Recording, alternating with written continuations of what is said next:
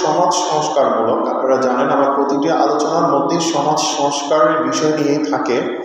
তো আজকের বিষয়টি থাকবে ভিন্ন, যেটা আমরা প্রচলিত আমাদের মধ্যে প্রতিনিয়ত এই অভ্যাসটুকু থাকে কম বেশি। তো যেটা আমরা করি সেটা হচ্ছে অনেক সময় আমরা মনের অজান্তে কাউকে এমন কথা বলে ফেলি যেটার কারণে একজন বান্দা, একজন মুমিন বান্দা কষ্ট পেয়ে থাকে, অথবা এমন কোনো শব্দ ব্যবহার করে ফেলি যেটা গালির মতো শোনা যায়। তো আমি আজকে এই বিষয় নিয়ে আলোচনা করব, যেটা খুবই গুরুত্বপূর্ণ আমাদের জন্য। এই কাজটুকু করলে কতটুকু একজন মানুষ ক্ষতিগ্রস্ত হয় এবং কতটুকু তার হৃদয়, একটা কথা আছে, একটা কাবা ভাঙলে আল্লাহ নারাজ হয় না, কিন্তু একজন মুমিন বান্দার অন্তরে যদি কোনো ব্যক্তি কষ্ট দিয়ে থাকে, একজন মানুষের মন যদি কেউ ভেঙে ফেলে, বলা হচ্ছে আল্লাহর আরশ কেঁপে ওঠে। সুবহানাল্লাহ। তাহলে আমরা এমনভাবে আচরণ করব যে আচরণের কারণে আরেকজন ব্যক্তি যাতে কষ্ট না পায়। সেজন্য আমার আল্লাহ তাআলা কোরআনুল কারীমে সূরা আহজাবের 58 নম্বর আয়াতে বলছেন, والذين يؤذون المؤمنين والمؤمنات, আর যারা মুমিন পুরুষ ও নারীদেরকে কষ্ট দেয়, নারীদেরকে পুরুষদেরকে এমন অপবাদ দিয়ে কষ্ট দেন, বিগয়রি মাক্তাসাবু, তারা অপরাধ না করা সত্ত্বেও তাদেরকে এমন কষ্ট দেয়, তারা এই অপরাধটুকু না করার কারণেও। এরপর আমার আল্লাহ বলছেন, ফাকাদ ইহতামালু বুহতানা, নিশ্চয় তারা নিজেদের উপর বড় মিথ্যা অপবাদের বোঝা তুলে নেয়। অর্থাৎ আপনি যাদেরকে গালি দিচ্ছেন কোনো অপরাধ না করার কারণে, কোনো দোষ না করার কারণে, দোষী বানিয়ে যাদেরকে আপনি কষ্ট দিচ্ছেন, আমার আল্লাহ বলছেন ফাকাদ ইহতামালু বুহতানা, তুমি যে তাদেরকে মিথ্যা অপবাদ দিয়ে কষ্ট দিচ্ছ, তাদের নামে গীবত করছো, তাদেরকে ছোট করছো, তাদেরকে অভিশাপ দিচ্ছ, তুমি ভুলে যেও না তারা তো নির্দোষ, আমি আল্লাহ দেখছি। তুমি যা কিছু তাদের বিরুদ্ধে বলছো সব কিছু তোমার কাঁধে তুলে দেওয়া হয়েছে। এরপর আমার আল্লাহ বলছেন ওয়া ইসমাম মুবিনা, এবং স্পষ্ট ভয়ঙ্কর গুনাহ বহন করবে। অর্থাৎ এমনটা যদি কেউ করে থাকে সেটা হবে কবিরা গুনাহ, যেটা মারাত্মক গুনাহ, যেটা আল্লাহর দরবারে ক্ষমা হয় না। যারা মুমিন পুরুষ এবং নারীদেরকে বিনা দোষে কষ্ট দেবে, অপবাদ দেবে, সেক্ষেত্রে যে ব্যক্তিটা এমনটা করে থাকবে, আমার আল্লাহ বলছেন তার উপর সমস্ত পাপ, তারা যে গুনাহ করেছে সেই সব গুনাহগুলো এবং তাদের পাপের বোঝা, তাদের গুনার বোঝা সব কিছু যে বলেছে তার উপর তুলে দেওয়া হয়েছে ভারটা। এই জন্য এই আয়াতে কারিমার মধ্যে আরেকটা বিষয় রয়েছে, তাফসীরের মধ্যে দেখা যাচ্ছে, বলা হচ্ছে আল মুমিনিনা ওয়াল মুমিনাত, মুমিন নরনারী, অর্থাৎ আল্লাহর আউলিয়া কিরামদের কথা বলছেন, যে আল্লাহর আউলিয়া কিরামদের সম্পর্কে হাদিসে কুদসিতে আছে, যে ব্যক্তি আমার আউলিয়া কিরামদের সাথে শত্রুতা করবে, আমি আল্লাহ তাদের বিরুদ্ধে যুদ্ধ ঘোষণা করলাম। তো যাই হোক, এখানে আরেকটা বিষয় চলে আসছে যে আমরা অনেক সময় মনের অজান্তে এমনটা করে ফেলি। কাউকে আমরা যে কষ্ট দিই, কষ্ট মানে কারো গায়ে মারধর করে মারা, কাউকে গায়ে হাত তোলা, এটা মানে কষ্ট নয়। কাউকে কষ্ট বলতে গালি দেওয়া, অপমান করা, বদনাম করা, ছোট করে কথা বলা। এমনও হয় যে বর্তমান আমাদের যুবক ভাইরা এমনও করে থাকে অনেক সময়, যেটা আমরা দেখি সোশ্যাল মিডিয়াতে এখন, যেটা হচ্ছে ফেসবুকের স্ট্যাটাসের মাধ্যমে কাউকে ছোট করা হচ্ছে, গালিও দেওয়া হচ্ছে, ট্রল করা হচ্ছে। এটি সম্পর্কে আমার আল্লাহ বলছেন এটা যেন কোনো মুমিন বান্দা না করে। আপনি এমন কোনো কথা বলবেন না যে কথার কারণে অন্য একটা ব্যক্তির ঘুম কেড়ে নেওয়া হচ্ছে, তার রাতের ঘুম কি হয়ে গেছে, হারাম হয়ে গিয়েছে আপনার কথার কারণে।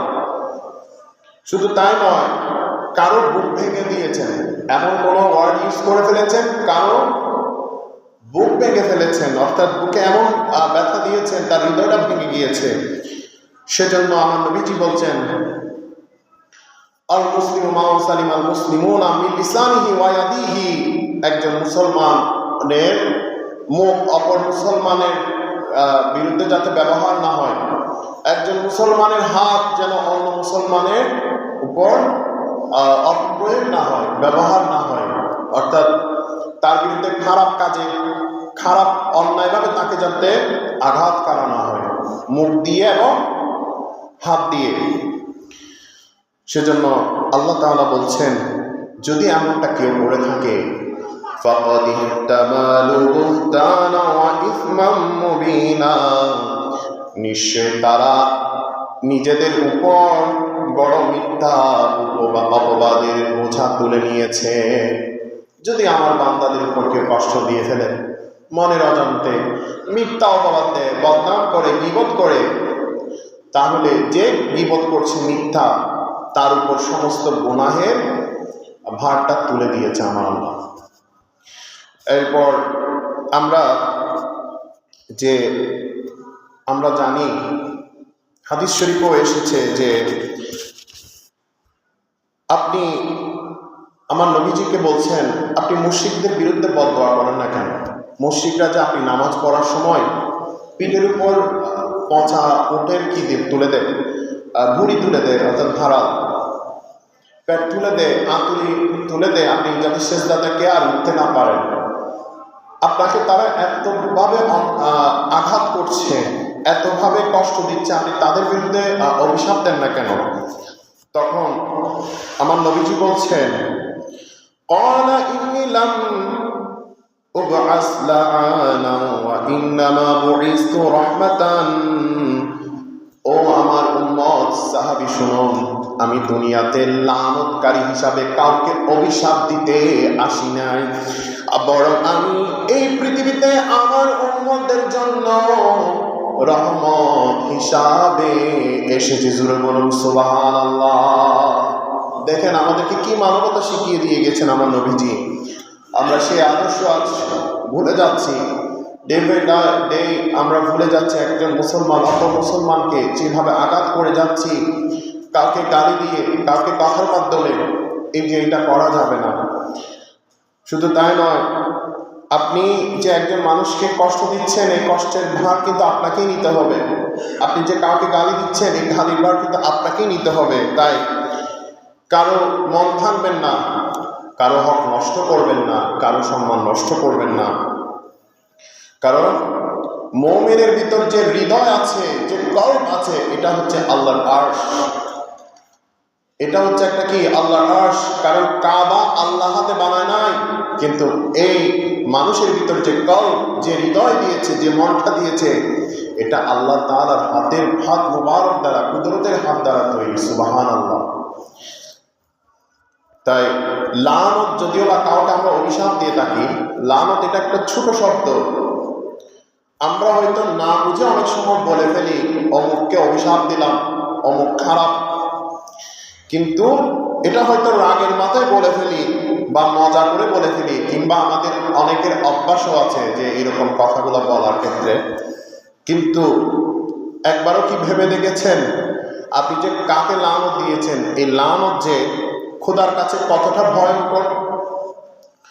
লানত মানে হচ্ছে আল্লাহর রহমত থেকে দূরে টেনে দেওয়া। কি দেওয়া? আল্লাহর রহমত থেকে দূরে টেনে দেওয়া।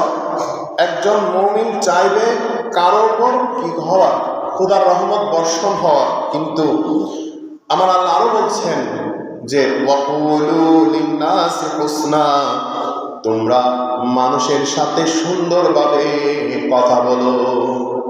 তোমরা মানুষের সাথে খারাপ কথা বলবে না, খারাপ নামে তাদেরকে ডাকবে না, খারাপ শব্দে তাদেরকে সম্বোধন করবে না, খারাপ কোনো কথা বলবে না, যে কথার কারণে সে কষ্ট পায়। তোমরা তাদের সাথে সুন্দরভাবে কথা বলো।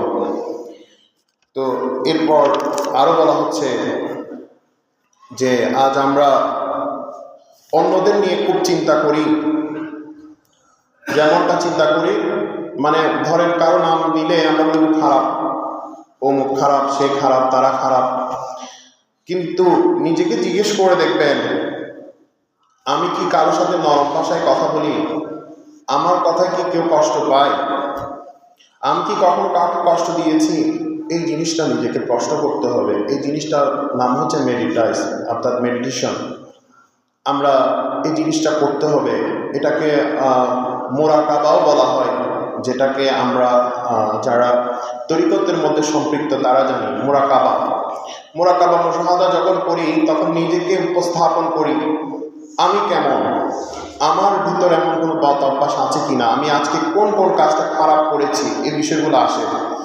তাই বর্তমান যে সময়ের বাস্তবতা যেটা দেখা যায়, যে পরিবারে কষ্ট, সম্পর্কের ক্ষেত্রে কষ্ট, অর্থাৎ এই বছর সম্পর্ক থাকলে একটা বন্ধুর সাথে আগামী বছর সেই বন্ধুর সাথে আর সম্পর্ক টিকতেছে না, খারাপ একটা এমন কোনো কথা ব্যবহার করে ফেলেছি যার কারণে দেখা যায় সে তার সাথে আর কোনো সম্পর্ক নাই। তো এই জন্য আমার নবীজির একটা চরিত্র ছিল, আপনারা হয়তো সকলেই জানেন। আমার নবীজি মক্কার রাস্তা দিয়ে যেতেন, ওই রাস্তায় একটা বুড়ি ছিল, যে বুড়ি কাঁটা বিছিয়ে দিত, অর্থাৎ আমার নবীজি যাতে ওই রাস্তা দিয়ে হাঁটা চলা করতে না পারে। অর্থাৎ ওই মহিলা কখনো আমার নবীজিকে দেখেন নাই, কিন্তু বলতো ওই আব্দুল্লাহর ছেলে একটা নাকি জন্ম নিয়েছে মক্কার এখানে, ওই ছেলের কারণে আমাদের জীবন হারাম হয়ে গিয়েছে। ওই মহিলা প্রতিদিন আমার নবী যাতে জানতো ওই রাস্তা দিয়ে যেত, মহিলার ঘরের পাশের রাস্তা দিয়ে। ওই মহিলা কাঁটা বিছিয়ে দিত, ময়লা পানি ফেলত, যাতে আমার নবীজি ওই রাস্তা দিয়ে যেতে না পারে। একদিন যখন যাচ্ছিলেন দেখলেন ওই রাস্তা দিয়ে কোনো কাঁটাও বিছানো নাই, একদম পরিষ্কার পরিচ্ছন্ন। তখন আমার নবীজি বললেন, সাহাবারা কি ব্যাপার, আজকে কাঁটা বিছানো নেই কেন, ময়লা পানি নেই কেন, ব্যাপার কি? তখন সাহাবীরা খুশি হয়ে গেলেন। আমার নবীজি বললেন, ও সাহাবীরা চলো চলো ওই বুড়ি মাকে দেখতে যাই। তখন সাহাবীরা জিজ্ঞেস করলেন, ইয়া রাসূলুল্লাহ, যে বুড়ি মহিলা আপনাকে কষ্ট দেয়, আপনার উপর অত্যাচার করে, আপনি তাকে কেন দেখতে যাবেন? তখন আমার নবীজি ওই মহিলাকে দেখতে গেলেন, ওই বুড়ি মাকে সেবা যত্ন করলেন। দেখলেন ঘরে গিয়ে দেখলেন তিনি অনেক অসুস্থ অবস্থায় আছে, তাকে সেবা যত্ন করলেন, সুস্থ করে তুললেন। এরপর আমার নবীজির হাতে তিনি কালিমা পড়ে ইসলাম গ্রহণ করে ফেললেন। জোরে বলুন সুবহানাল্লাহ। তাহলে দেখেন এটা কিসের মাধ্যমে হয়েছে? যে মহিলা আমার নবীকে খারাপ খারাপ অকথ্য ভাষায় গালিগালাজ করত, খারাপ শব্দ ব্যবহার করত, না দেখে না জেনে, সেই মহিলার সেবা যত্ন করার কারণে সেই মহিলা ইসলাম ধর্ম গ্রহণ করে ফেলেছে। তাহলে আমাদের নবীজি শিক্ষা দিয়েছেন, কেউ যদি রাগ করেও আমাদেরকে কোনো কথা বলে তার প্রতি কোনো অভিশাপ দেওয়া যাবে না, তাকে উল্টা অভিশাপ পাল্টাক্রমণ করা যাবে না, তাকে বোঝাতে হবে, তাকে শেখাতে হবে। আর একটা হাদিস শরীফ আছে, যদিও বা খুবই গুরুত্বপূর্ণ। আমরা অনেক সময় কথায় কথায় যাদেরকে লানত দিয়ে ফেলি, তো এই লানত সম্পর্কে একটা হাদিস এসেছে। ওয়ান আবি দারদা রাদিয়াল্লাহু তাআলা আনহু, হযরত আবু দারদা রাদিয়াল্লাহু তাআলা আনহু থেকে বর্ণিত, ক্বালা রাসূলুল্লাহ সাল্লাল্লাহু আলাইহি ওয়াসাল্লাম, তিনি বলেন, আমার নবীজি নবুয়তের জবান দিয়ে বলছেন, ইযা লাআনাল আবদু শাইআন, যখন কোনো বান্দা কাউকে বা কোনো কিছুতে লানত করে অভিশাপ দেয়, সাঈদাতিল লানাতু ইলাস সামাই, তখন সেই লানত আসমানের দিকে উঠে যায়। এরপর বলা হচ্ছে ফাতুকলাকু আবওয়াবুস সামাই দুনাহা, আসমানের দরজাগুলো তার জন্য বন্ধ করে দেওয়া হয়। অর্থাৎ যে অভিশাপগুলো দেওয়া হয় তখন আসমানের দরজাগুলো অভিশাপ যাওয়ার আগে বন্ধ হয়ে যায়। তুম্মা তাহবিতু ইলাল আরদ, তারপর তার জমিনের দিকে আবার চলে আসে ওই অভিশাপ। ফাতুগলাকু আবওয়াবুহা দুনাহা, জমিনের দরজাগুলো ওই অভিশাপের জন্য বন্ধ করে দেওয়া হয়। তুম্মা তাখুযু ইয়ামিনান ওয়া শিমালান, তারপর ওই অভিশাপ ডানে এবং বামে ঘুরতে থাকে। ফাইযা লাম তাজিদ মাসারান, যখন কোথাও যাওয়ার কোনো রাস্তা পায় না ওই অভিশাপ, রাজাআত ইলাল্লাযিনা লুইনা, তখন যার উপর লানত করা হয়েছিল তার দিকে ফিরে আসে। ফাইন কানা লিযালিকা আহলান, সে যদি লানতের উপযুক্ত হয়, অর্থাৎ যে ব্যক্তি যাকে লানত করেছে সে যদি ওই লানতের অভিশাপের উপযুক্ত হয়, ওয়া ইল্লা রাজাআত ইলা কাইলাহা, আর যদি উপযুক্ত না হয় তবে সে লানতকারীর উপরে পড়ে যায়।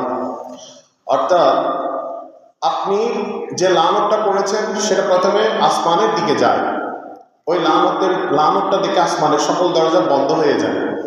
এরপর ওই লানতটা জমিনের দিকে আসে, জমিনের সকল দরজা বন্ধ হয়ে যায়। এরপর ওই লানতটা ডানে বামে ঘুরতে থাকে, ডানে বামে ঘুরতে থাকে।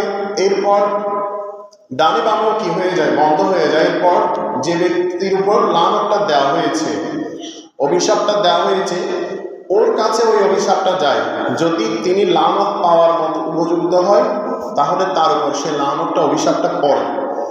আর যদি ওই ব্যক্তিটা ওই লানতের উপযুক্ত না, তাহলে যে ব্যক্তিটা লানত দিয়েছে, অভিশাপ দিয়েছে, খোদার গজব দিয়েছে, ওই ব্যক্তির উপর ওই অভিশাপটা এসে পড়ে। তাহলে কার উপর কি লানত দেওয়াটা ভালো কাজ? যদি ওই লানতটা মিথ্যা হয়, ওই অভিযোগটা যদি মিথ্যা হয়, সেক্ষেত্রে ওই যে আপনি যে কঠিন অভিশাপটা দিয়েছেন সেটা কিন্তু আপনার গায়ে এসে পড়বে।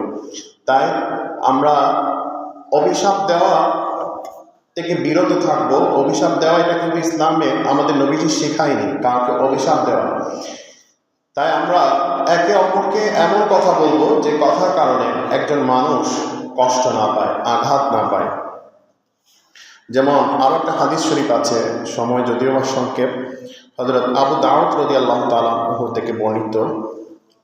তিনি বলছেন, লা তাসুবু দিকা ফা ইন্নাহু ইউকিযু লিস-সালাত, ফজরের সময় যখন মোরগ ডাকে, ওই মোরগকে আমার নবীজি বলছেন তোমরা গালি দিও না। ওই মোরগের ডাকের কারণে অনেকের ঘুমের নষ্ট হয়, ঘুম ভেঙে যায়। তোমরা ওই মোরগকে গালি দিও না, কারণ সে তোমাদেরকে নামাজের জন্য জাগিয়ে দেয়। সুবহানাল্লাহ। অনেক সময় আমরা মৃত ব্যক্তির উপরও গালি দিয়ে ফেলি, হয়তো তিনি এমন কাজ করে গিয়েছেন সেজন্য আমরা গালি দিয়ে ফেলি, এমনটা করতে নিষেধ করেছেন। একদিন আমার নবীজি একজন সাহাবী সহ ছিলেন। ওই সাহাবী ওনার উটকে অভিশাপ দিয়ে ফেললেন। হঠাৎ ওনার একটা উট ছিল, এটাকে অভিশাপ দিয়ে ফেললেন।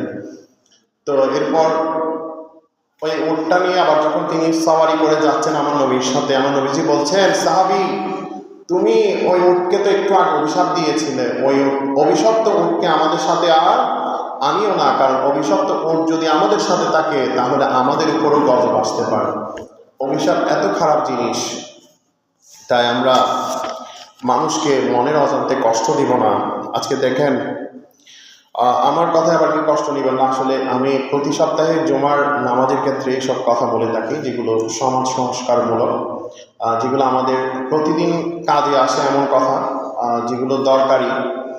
তো আজকে দেখেন, আমাদের যদি পরিবারের দিকে দেখি, দেখবেন যে হয়তো কোনো মা তার সন্তানকে কি বলে ফেলে অনেক সময় অজান্তে, তোর জীবনে কোনো শান্তি আসবে না। অনেক সময় বাবা বলে ফেলে যে আমাকে তোমার চেহারা দেখিও না। অনেক সময় কি বউ ফেলে মানে বলে ফেলে যে মানে স্বামীকে অনেক সময় অভিশাপ দিয়ে ফেলে, অথবা অনেক সময় ঘরের বউরাও বলে ফেলে এই ঘরে কোনো বরকত নাই। তো এই কথাগুলো যদিও বা শুনতে কিছুটা সাধারণ মনে হলে কিন্তু সাধারণ না, কারণ একজন মায়ের কথা, একজন বাবার কথা আমরা হাদিসে পাক থেকে জেনেছি 800 পর্যন্ত কাঁপে। তো একজন মা যখন একজন সন্তানকে বা একজন বাবা একজন সন্তানকে এসব কথা বলে ফেলে তখন খোদার আরশ পর্যন্ত কাঁপে। তাই মা বাবার যদি কোনো সন্তানের প্রতি বদদোয়া লেগে যায়, ওই সন্তানের জীবনটা শুকিয়ে যায়, ওই সন্তানের জীবনটা আর কখনো কোনো কাজে আসে না। তাই আবার অনেক সময় দেখা যায় ঘরের বউ এবং শাশুড়ির মধ্যে অনেক সময় এমনটা হয়ে থাকে, যেটার কারণে ঘরের থেকেও বরকত চলে যায়। যে ঘরের বউ আর শাশুড়ি মিললে সে ঘরে কোনো বরকত নেই, শান্তিও নেই। তাই ঘরের একটা কথা মনে রাখবেন, এটা হাদিসের কথা, ঘরের ঝগড়া কখনো আগুন দিয়ে হয় না, হয় জিহ্বা দিয়ে। তাই আমার নবীজি বলেছেন, তোমরা নিজেদের জিহ্বা এবং লজ্জাস্থানকে সংযত করে হেফাজত করো। তোমরা যদি এই দুইটা জিনিসকে হেফাজত করতে পারো তাহলে তোমাদেরকে আমি জান্নাত দিয়ে দিলাম। সুবহানাল্লাহ। তাই আমি আমাদের মায়েদের কাছে অনুরোধ করবো, যারা আমার আওয়াজ শুনছেন, আপনারা আপনাদের সন্তানদের জন্য দোয়া করবেন। আপনারা হচ্ছেন দোয়ার কারখানা। আপনাদের মুখ থেকে বের হওয়া দোয়ায় আপনার সন্তানের ভবিষ্যৎ সুন্দর হবে। তাই আর যারা ঘরের বউ শাশুড়ি আছেন, বউরা আছেন, আপনারা আপনাদের শাশুড়িদের সেবা করবেন, যত্ন নেবেন, দোয়া করবেন। ইনশাআল্লাহ এটা দ্বারা একটা ঘরের মধ্যে শান্তি আছে। আর একটা হাদিস আছে, আমি শেষ করে দিচ্ছি, বুখারী শরীফের হাদিস 5739 নাম্বার।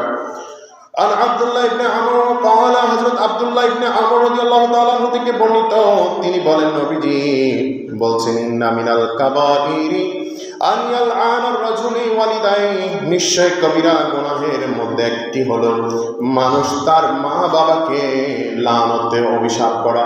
অর্থাৎ কবিরা গুনার মধ্যে অন্যতম একটা কবিরা গুনাহ হচ্ছে সন্তান নিজের মা বাপকে লানত দেওয়া, অভিশাপ দেওয়া। কিলা ইয়া রাসূলুল্লাহ, অর্থাৎ জিজ্ঞেস করলো সাহাবীরা, ইয়া রাসূলুল্লাহ, এটা কি ধরনের বিষয়? ওয়া কাইফা ইয়ালআনু রাজুলু ওয়ালিদাইহি, মানুষ কিভাবে তার মা বাবাকে লানত দেয়, কিভাবে তার মা বাবাকে অভিশাপ দেয়? তখন আমার নবীজি বলছেন, ক্বালা ইয়াসুব্বু আবার রাজুলি ফায়াসুব্বু আবিহি, সে অন্যের মা বাবাকে গালি দেয়, ফলে সে গালি তার মা বাবার উপর পড়ে। ওয়ায়াসুব্বু উম্মাহু ফায়াসুব্বু উম্মাহু, এবং সে অন্যের মাকে গালি দেয়, ফলে সে তার মাকে গালি দেয়। অর্থাৎ আমার নবীজি বলছেন, কবিরা গুনাহের মধ্যে অন্যতম একটা গুনাহ হচ্ছে নিজের মা বাবাকে গালি দেওয়া। তখন সাহাবীরা বলছেন, ইয়া রাসূলুল্লাহ, এটা কেমন গুনাহ? কোনো সন্তান কি আছে নিজের মা বাবাকে গালি দেয়? তখন আমার নবীজি বলছেন, হ্যাঁ, গালি দেয়। যে সন্তান অন্যের বাবাকে ধরে গালি দেয়, সে গালি নিজের বাবার উপর পড়ে গালিটা। যে সন্তান অন্যের মাকে গালি দেয়, সে সন্তানের ওই মায়ের গালিটা তার নিজের মায়ের গালির উপর পড়ে গালিটা। তাই আমরা এই গালি দেওয়া থেকে বিরত থাকবো। আমার নবীজি শিখিয়েছেন, তোমরা উত্তম আচরণ করো। উত্তম আচরণের মাধ্যমে তোমরা আল্লাহ এবং আল্লাহ রাসূলের রেজামন্দি হাসিল করতে পারবে। আমার নবীজি আমাদেরকে শিখিয়ে দিয়েছেন, তোমরা উত্তম চরিত্র ধারণ করো, তোমরা বড়দেরকে সম্মান করো, ছোটদেরকে স্নেহ করো। আমাদেরকে সকলকে বোঝার তৌফিক দান করুক, সবাইকে আমল করার তৌফিক দান করুক। ওয়া মা আলাইনা ইল্লাল বালাগ। আসসালামু আলাইকুম ওয়া রাহমাতুল্লাহ।